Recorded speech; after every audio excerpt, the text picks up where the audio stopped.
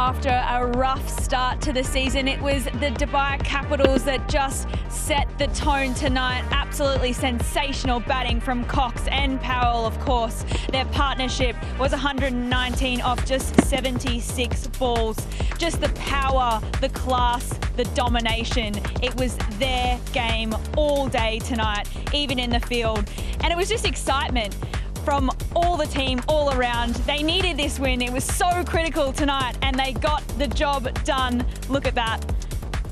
Absolutely ecstatic from the boys. Hopefully they can keep this winning streak going.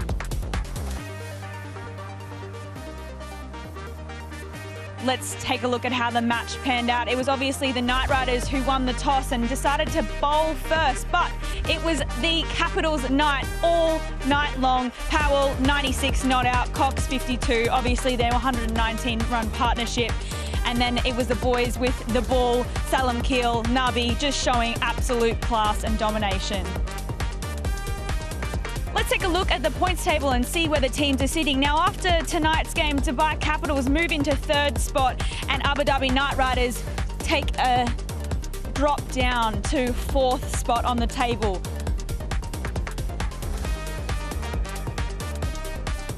Hello, everyone. Welcome to the post-match show. I've got 3 stars beside me. Jordan Cox, you were amazing with the bat today. Alan Wilkins and Darren Ganga. Hello, boys. Welcome. Thank you very much indeed. We're just while you were doing that, I was just talking to Jordan, and do you know what he just told me? What? That in the last 5 overs, how many balls do you think he faced? In the last 5 overs? Not enough. He faced 4. 4 balls. 4 balls in the last 5, I reckon. So you're just sitting back, relaxing? I was knackered. Yeah, you were just letting him do his thing. We ran 7 twos in a row. Remarkable.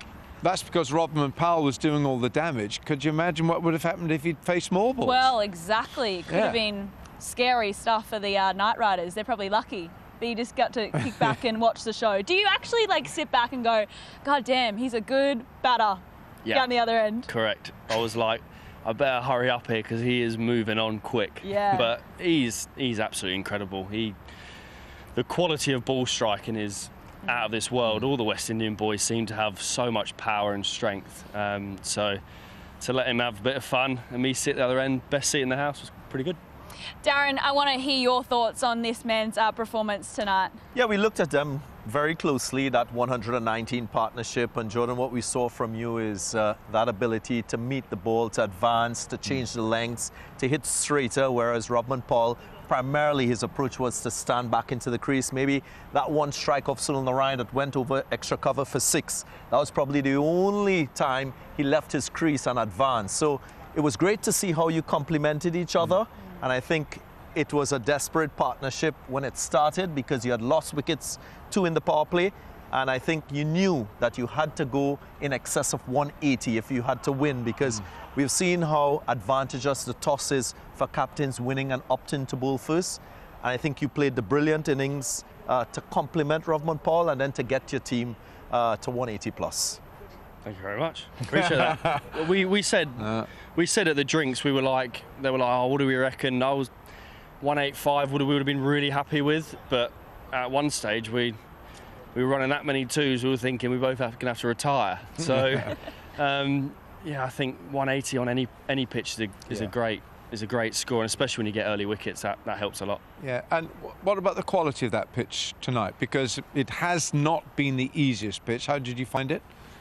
It was a bit slow. It was a tiny bit slow with seamers back of a length, but when it was pretty full, it was nice to face. Tiny bit of spin, but Sonny spins it on glass. Yeah, he does, doesn't he? But I mean, this tournament, they were important runs for you as well, weren't they? I mean, because you were the man of the tournament in the 100 in England. You were the PCA Player of the Year. Well done. Thank you. But for the DP World ILT20, we have needed to see more of Jordan Cox. Thank you for tonight. Thank you. Hopefully it's not just one for the year. Yeah. But what's been the reason? Why have you not sort of fired, do you think? I don't know. Things happen. Golf gets in the way. No, I'm joking. I'm joking. I'm joking. No, I don't know. It's been,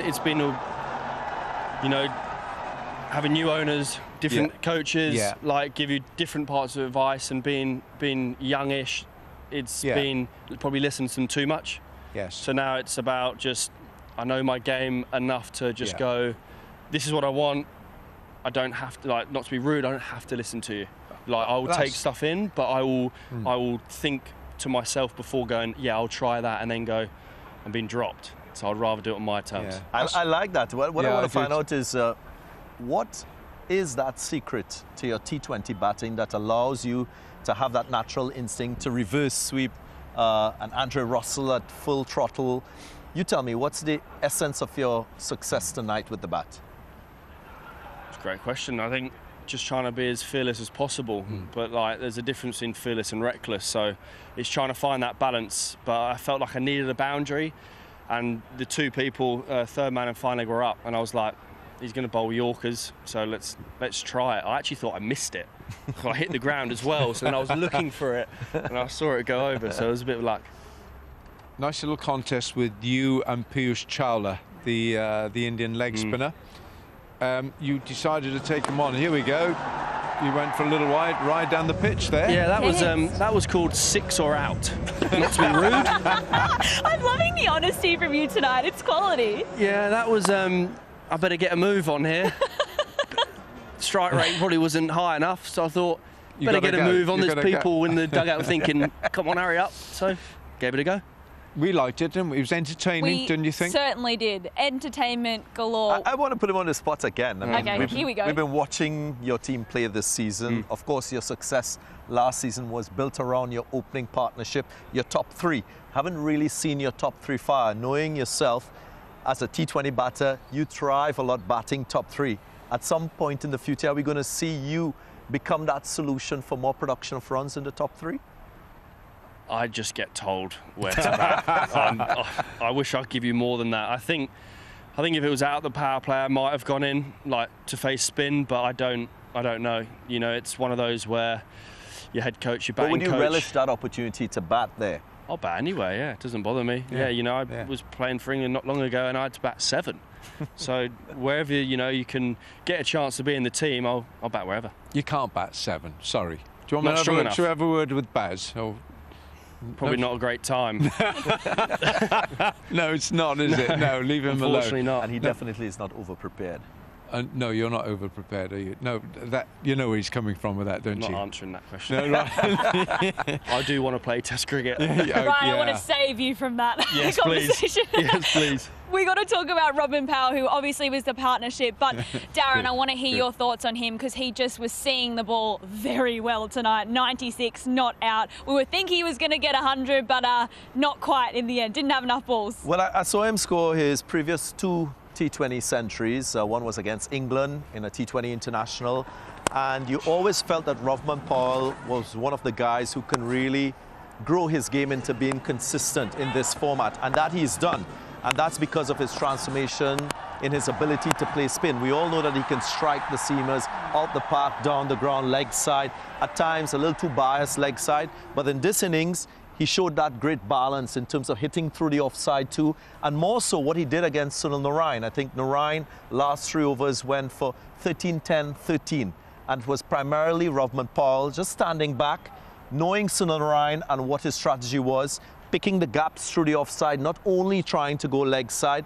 And that's a real transformation I've seen in his game. His ability not only to play the offies, but the wrist spinners too. With ease, he doesn't look threatened at all when those type of bowlers come on to bowl. And that has been a significant transformation in his consistency with the bat. Wilco, how would you compare the difference between these two batters? They play the game in very different ways, but what's your take on that? I would say that they're different divisions. If they were boxing, I would say that Robin Powell is certainly a light heavyweight, and I think we're looking at a good middleweight here. Maybe welterweight. But yeah, it's different. It is different because, as Jordan is saying, look where he's playing. Look how far back in the crease Robin Powell. Do you want to come in here, Jordan, and tell us? And then when you just love getting out there, but I mean. Also, the other thing, were you talking much out there, or was it just,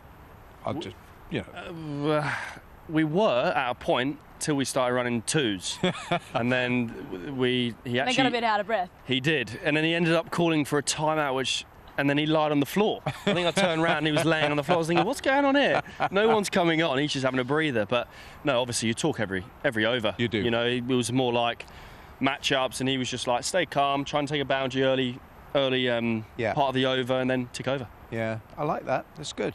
And that talking, that communication is crucial, isn't it, in this kind of cricket? Massive. Yeah.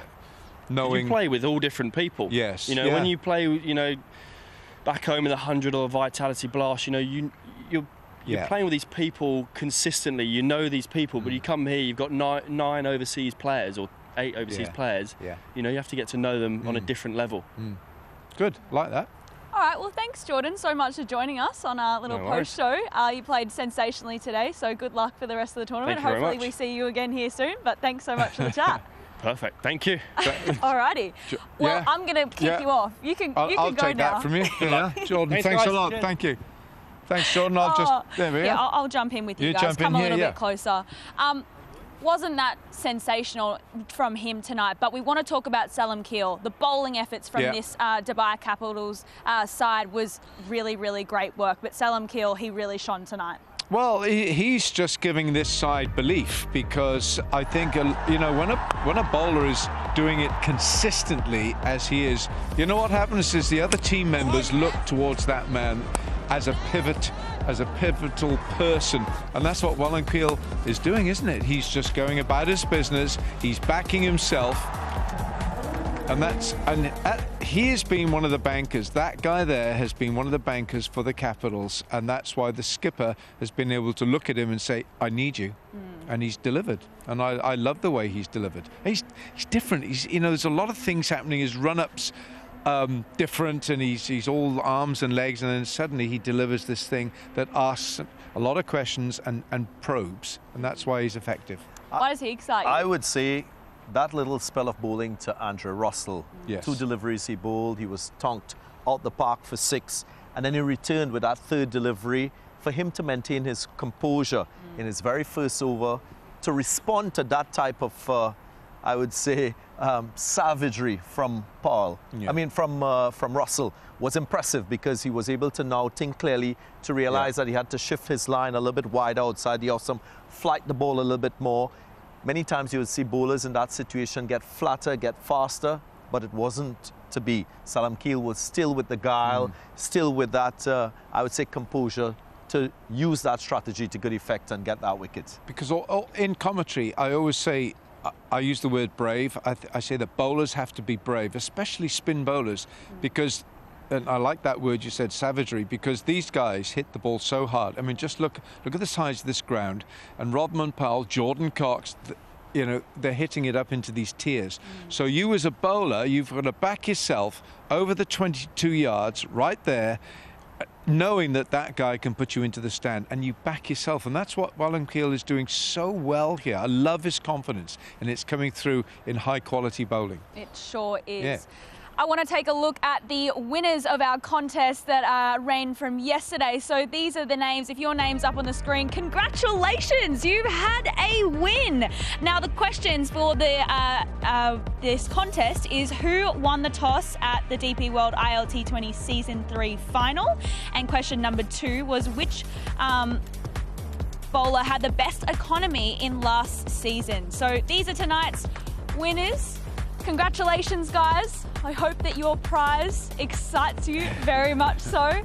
All right, we're going to take a quick break, but we'll be back soon to unpack the Knight Riders' performance that didn't go expected for them. But don't go anywhere. We'll be back very soon.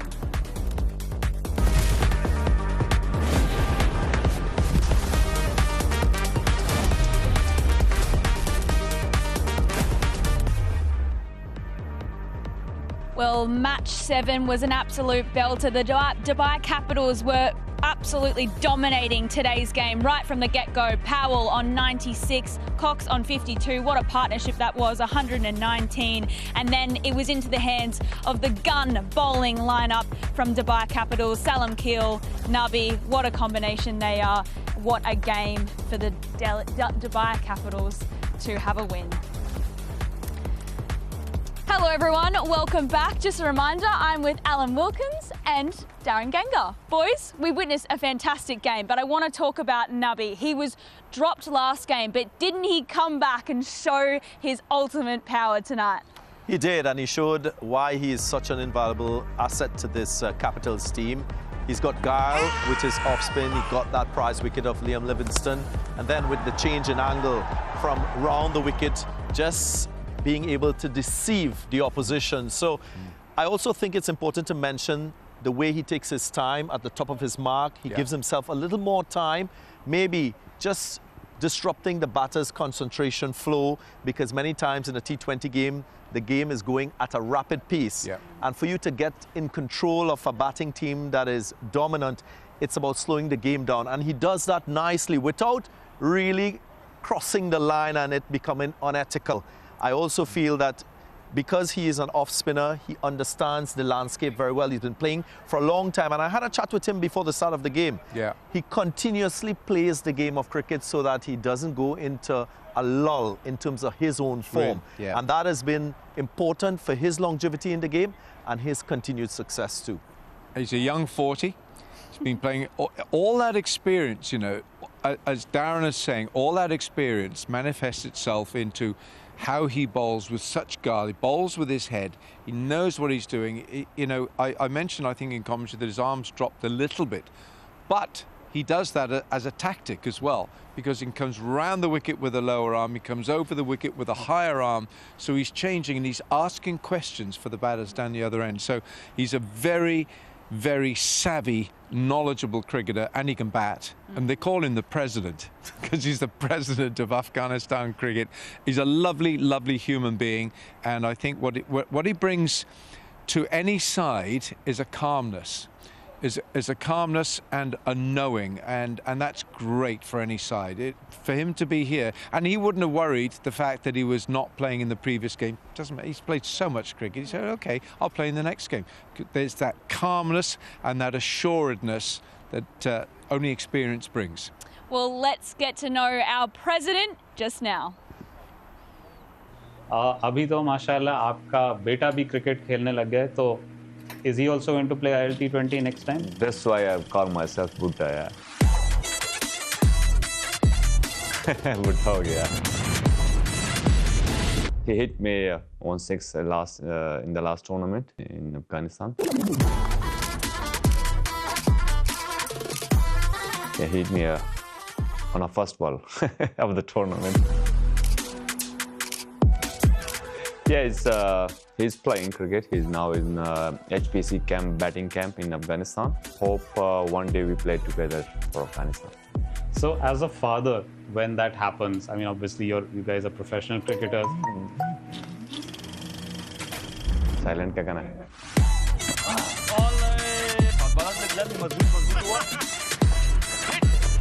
People asking many times, when are you retired? I'm still love to play cricket. From last few years, I really enjoy my cricket and I'm performing as well. It's all about your fitness. अगर आप fitness enjoy करोगे तो perform करोगे. तो अगर fitness में bore हो गए तो perform भी नहीं होगा. In the ground, I'm giving my 100% effort and I'm enjoying every single ball. If you're disciplined in the training, if you're disciplined in the food, if you're disciplined in the sleep, definitely it's go high. Your fitness, all performance, everything. Yeah, hard work is more important. जब तक body चलेगा, खेलेंगे.